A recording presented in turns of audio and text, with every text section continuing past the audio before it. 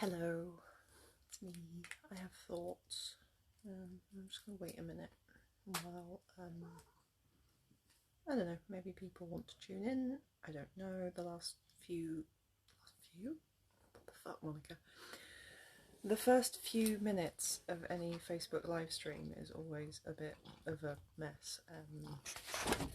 So for the time being, I'm going to show you my cat eating a fucking disgusting yogurt thing.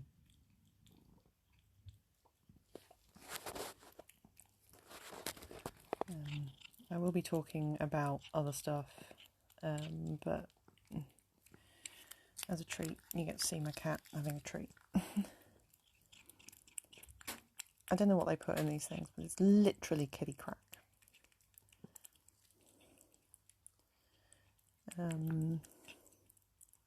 This one goes mad for it. Yeah, don't you? Yes. Yeah, you licked the thingy. Okay.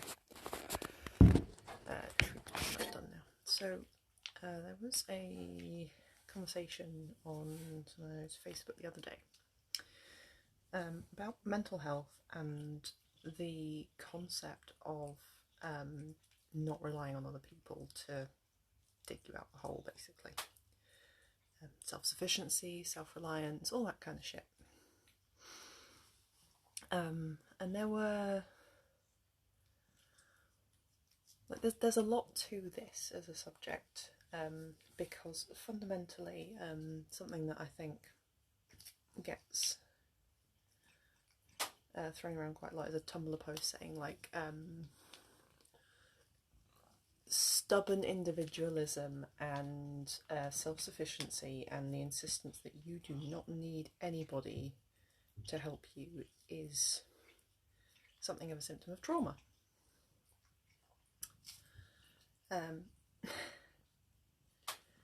And yes, for a lot of people, I think... So it looks like I'm in prison and my phone is sort of perched on a weird shelf thing. So I can tilt this camera forward. Hey, that's better. Right, yes. For a lot of people, stubborn self-sufficiency is a coping mechanism that they employ because they have been let down by people in their life who they thought they could rely on in a way that they found traumatic, and this is how they deal with it, by not expecting anything of anyone else. Vastly oversimplifying that concept there, but hopefully by now anyone watching this speaks Monica fluently enough to understand that when I'm making statements like that, simplifying a very large topic. So yes, when you're in pain, when you're struggling, it is natural to want to seek help from people you respect, organisations, various mechanisms that one does when one is struggling and you can't get out by yourself. However, on the other hand, it's really difficult to ask for help because it's embarrassing. Not to anything else. This camera is still not quite right.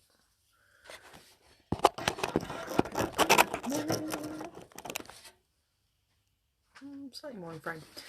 Whatever. So, what was I talking about? Yeah, it's hard to ask for help because it's embarrassing, because it's... The very act of asking for help is putting yourself in a very vulnerable position. You're saying, I am too weak to deal with this alone. Please can somebody help me? And there are a lot of very nasty people in this world. And there are a lot of people who mean well but accidentally do very unhelpful things, who will see that vulnerability and exploit it. Sometimes not in a particularly harmful way, and sometimes in ways that will fuck you up. And so people avoid asking for help because it's difficult, and certainly what I think a lot of people need help with in the first instance is understanding the emotions and the circumstances that have led them to need the help in the first place. But it's even more difficult to say, I'm having a bad time and I need help. It's more difficult than that to say, everything's wrong and I don't understand what's going on in my head. Can someone help me even understand this so I can begin to articulate my needs? Like, that's a really complex thought, and when you're in the middle of something very difficult, how the fuck do you actualise that?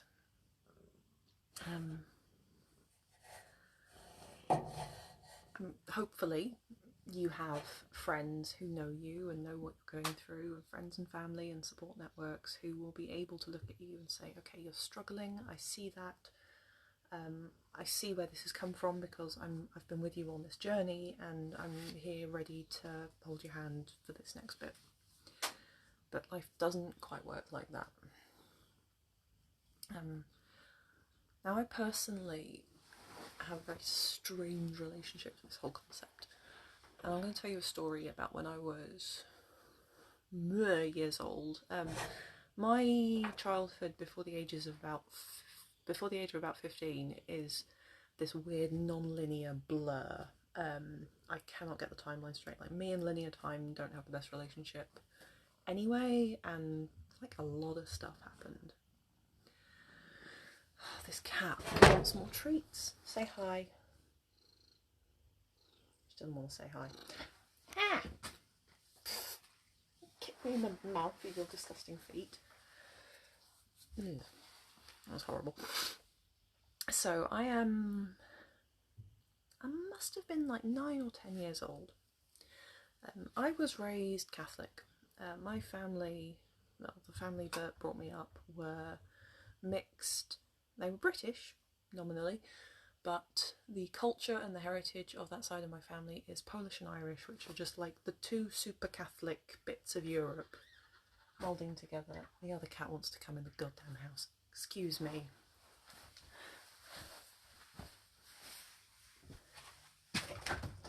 Fucking idiot. Come on then.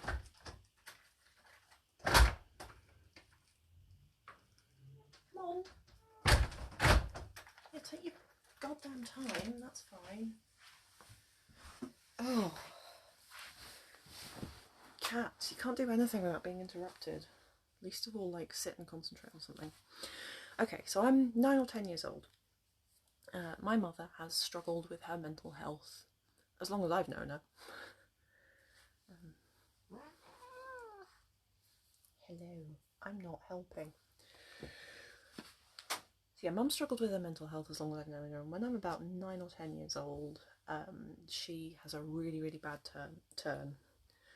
Her specific diagnosis has changed over the years. I don't know what it is at the moment. At the time they called it manic depression.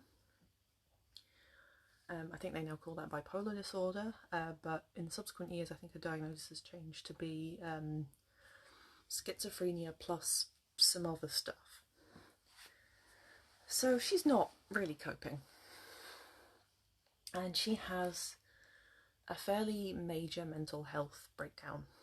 And I was her carer at the time. I'm 9 years old. It was just the two of us living on our own, and I'm her carer.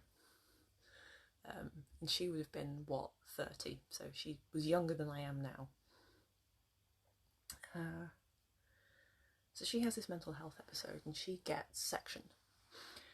And I have this, I didn't really understand what's going on because I'm 10, like, what the hell do I know? Mum gets sectioned and I get whisked away by various family members and sort of taken out of the situation temporarily. I get called back into the situation later on that day, and by later on that day I mean I think it was about 2 o'clock in the morning, where I am pulled out of bed by one of my uncles and taken down to the Maudsley Hospital in South London, which is where Mum had been admitted, because they can't get her to take her medication because she thinks they're poisoning her, and I'm the only person that she'll listen to. So I'm 10 years old, it's 2 o'clock in the morning, I'm in my pyjamas, I'm in the waiting room of the Maudsley Hospital. sort of talking through an open door to my mother in one of these rooms, trying to convince her that the doctors are trying to make her better. And she needs to take her pills and it's all going to be okay. Like, that's a situation, right? Like, repeating it out loud makes it sound really, really traumatic and intense. But at the time, I was just half asleep. Like, what's going on? Why am I here? I want a snack. Children are tiny sociopaths, and I am no exception to that. So that happens. I go to take her pills, and they finish admitting her, and blah blah blah. And after a couple of nights at one of my uncle's houses, my grandma sorts out her spare room, and I go and live with my grandma for a bit. And while this is ongoing, and I didn't know what was happening. I didn't know why I wasn't in school. I didn't know why I couldn't go back to my own house. I didn't know anything at all. I was just told I was staying with grandma for a few days. And a few days turned into a week. And a week turned into a fortnight. Hello, Fenchurch. And my grandma hated cats. So I couldn't even have a cat. So yeah, time passed, and I'm with my grandma, and I'm not in school, and I don't really understand what's going on, and I spend just a lot of time reading books and being confused. I think one day I was... Jesus Christ, why? Why are you coming in here and doing this now? So my grandmother hated cats, and I wonder if this is why. Hi, what do you want? Other than to be a fucking pest.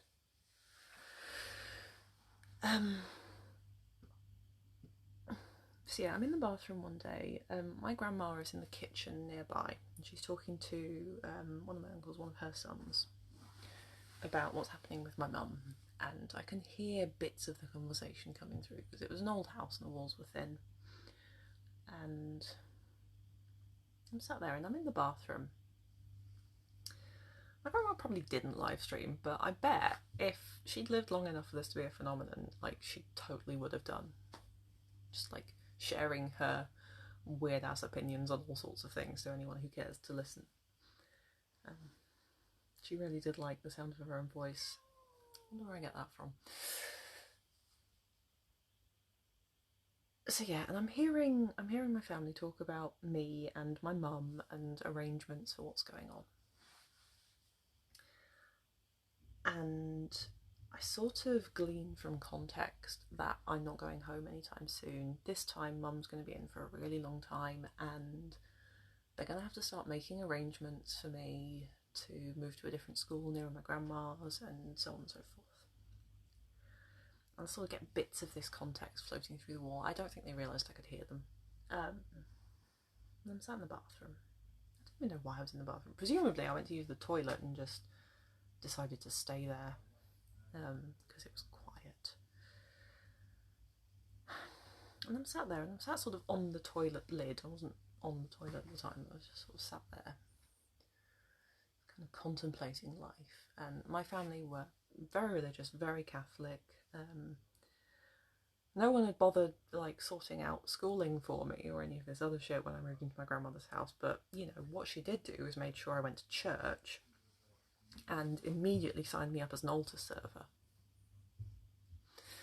So that was weird. I'm there in the bathroom and I start praying. I honest to God start praying because I don't know what else to do. And all my life I've been taught that this is what you do when you're sad. You pray to God, and you hope that he will help you somehow. And it was in that bathroom at a particular moment in time when I was there, and I'm praying to anyone who'll listen, like nominally the Catholic God, but what 10-year-old knows what religion is and how to do prayer and ritual properly? I certainly bloody didn't. And I'm there, and at some point during this I realise that no one's listening. And I realised it didn't matter how long I spent in that room begging the universe to try and help me and help the situation and bring my life back to something normal and stop all this very, very confusing, traumatic stuff from happening. No one was listening and no one was going to answer. And that was when I realised I wasn't Catholic. And I think, and that experience in and of itself has led me to have this perspective on asking for help, wherein it's all well and good to ask for help, but A, you need to make sure that somebody's listening, and B, it doesn't do any good. Like, even if the Catholic God had been listening at that point in time, what could they have done? I don't know. Like, there were so many things wrong with that situation. No one would have known where to start, and yeah, realistically, I didn't know what I was asking for. So I stopped praying, and I still went to church because my grandmother made me, and I still was an altar server, and I got moved to schools, and I went to a Catholic school and said the prayers and did the things, and I realised that I did not believe in God, or at least I did not believe in asking for intervention, is the more accurate way of describing that. I did not believe in asking for help because no one was listening. And that sort of extended from that point out to being, I didn't believe in asking for help from adults.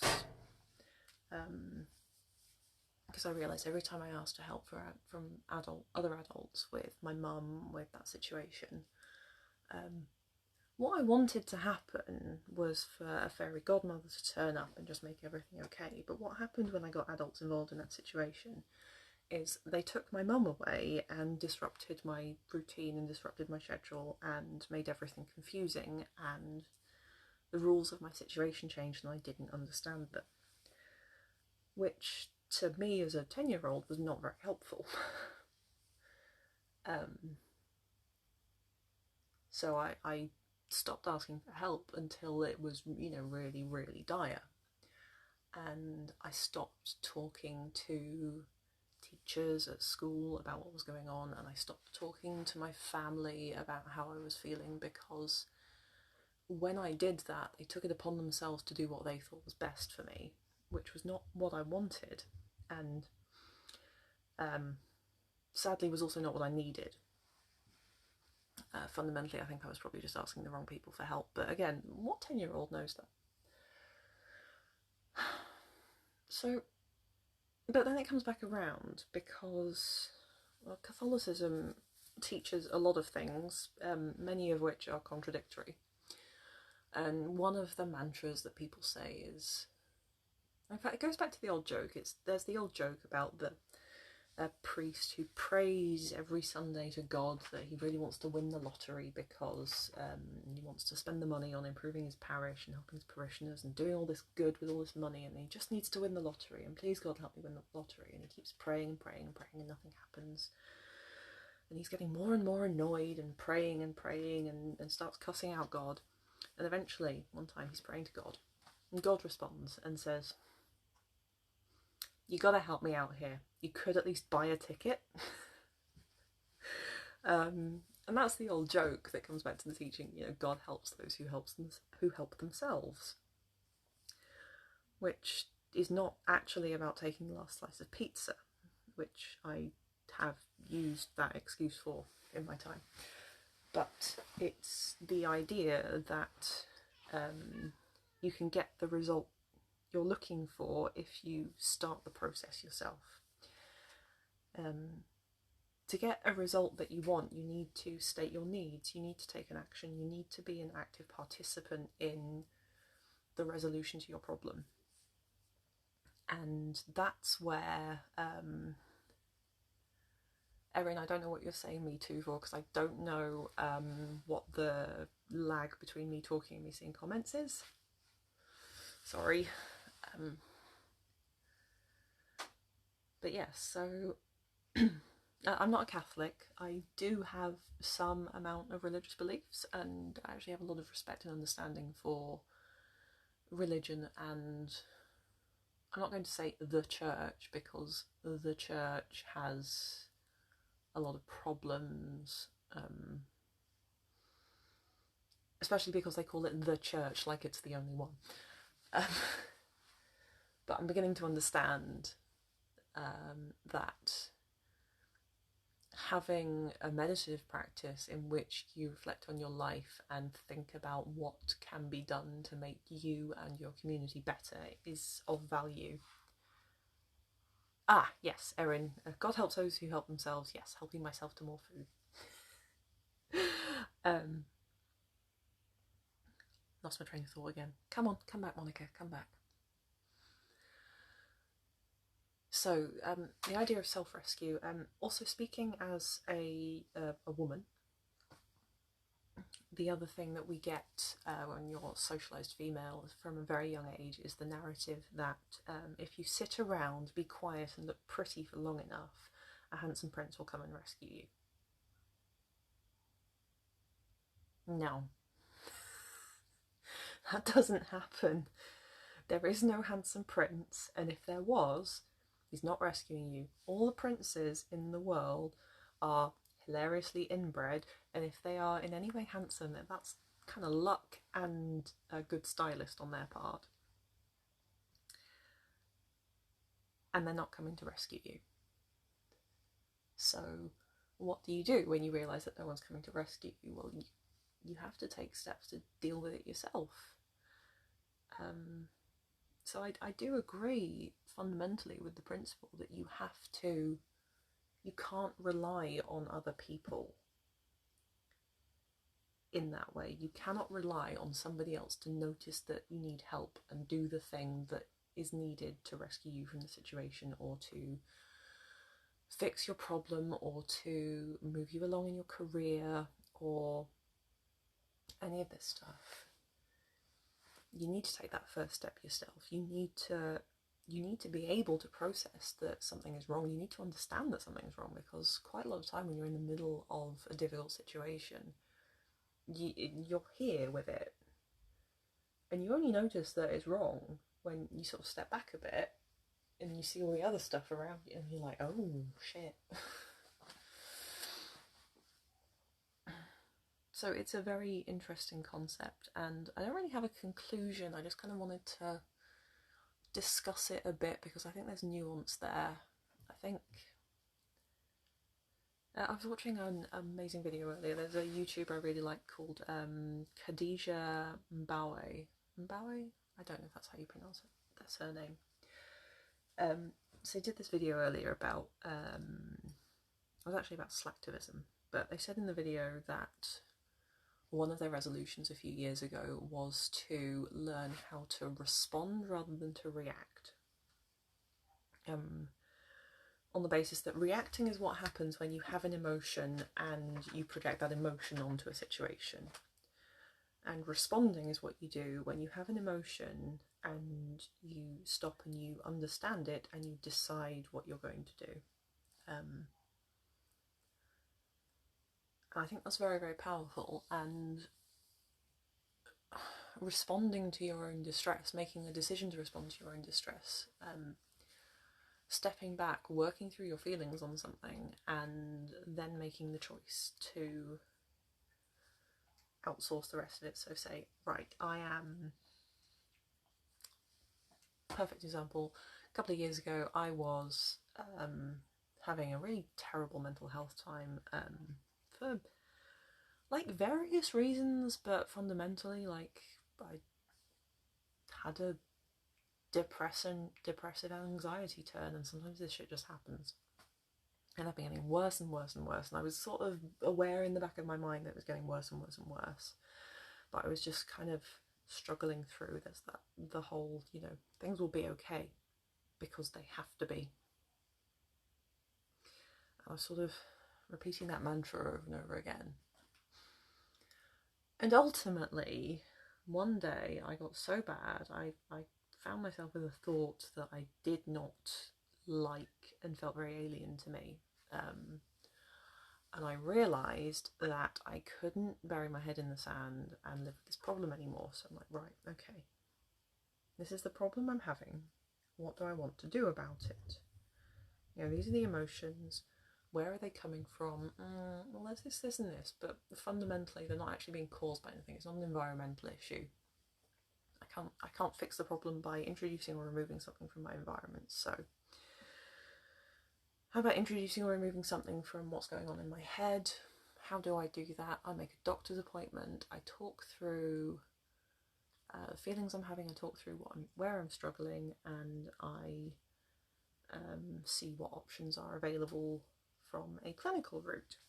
And I do that, and I get on medication, and night and day is the difference there. It was like a huge black cloud had lifted off me. Sertraline, it's good shit. But it took me a really, really long time to process that thought of I'm not okay before I decided to go and before I got to the point where I was even able to articulate the fact that I needed help and identify who or what I need to ask help from and how to do that. And it's just very complicated, and I don't think that people are really taught how to do that. I know I wasn't. I kind of picked it up in dribs and drabs over the years, and I'm still not very good at it, but I like to think I have a little bit of self-awareness now, just a tiny bit.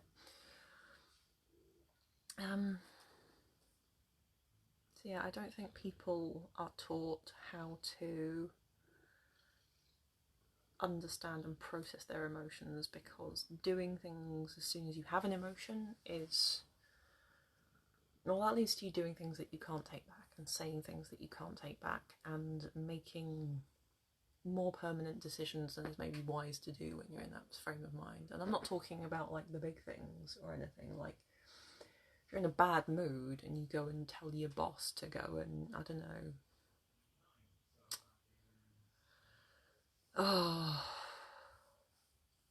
stick their own fist up their arsehole and plait their intestines. Like, you can't take that back. You can apologise for it and hope that they forgive you, but you can't unsay those words. So yeah, making those kinds of decisions when you're in an emotional state is often very unwise, but also sometimes sitting with those emotions for too long is similarly unwise, because they sort of circle and they fester and you get to the point where you can't cope with them anymore. And the hope is that you sit with them and eventually process them and come to the point where you can articulate your need and ask for help. But if you never get to that point, if you don't even have that goal in mind, then you end up just spiraling and spiraling and spiraling and living with this feeling, and it sucks. And all you do from that point is just react to things, and that's not a great place to be in. Anyway, sad stories with Monica on a Thursday night. As I said, I don't really have a conclusion here or any guidance, but I think it's not a case of you always have to save yourself, and it's also not a case of you always have to ask for help. You need to find the middle of that somewhere and learn to figure out what it is that you even need. And sometimes that takes a while, and like that's okay. Just, try not to hurt yourself or anybody else while you're figuring it out, because that really sucks. Yeah, that was it really. I don't have anything insightful to say today. It's a thought that's been going around my head for a couple of days now, and rather than react to the discussion when it was happening on my Facebook timeline, I decided to sit with the thought for a while and figure out exactly where rather than having that emotional response, understand my emotional response and then put words to it and explain where it came from. That's what I'm doing. And I'm doing it on a live stream because I find talking with my face words sometimes a lot easier to do than typing finger words, because saying things out loud has a certain power to it that typing them doesn't. That's the other thing. When you figure out what you want your response to be rather than your reaction, and you actually have an opportunity to say that out loud with your face words,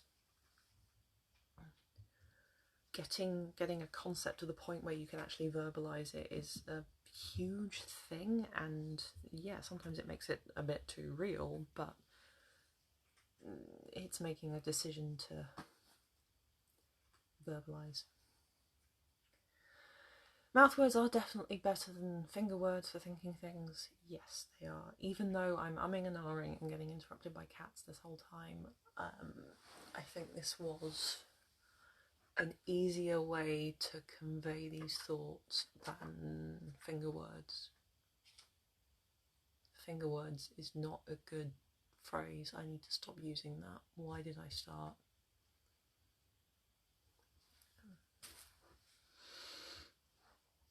So yeah.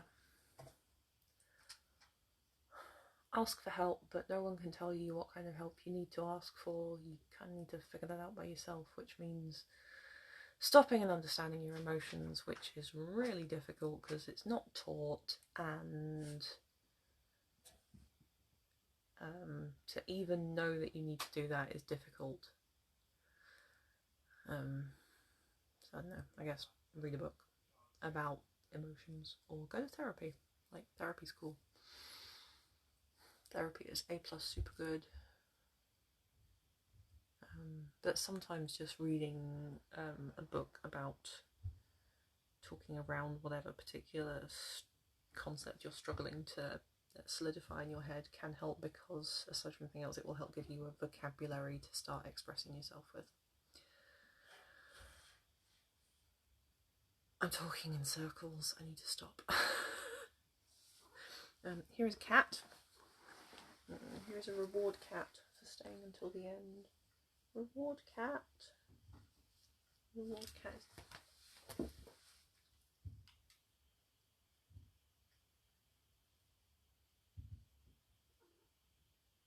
Well. Bye.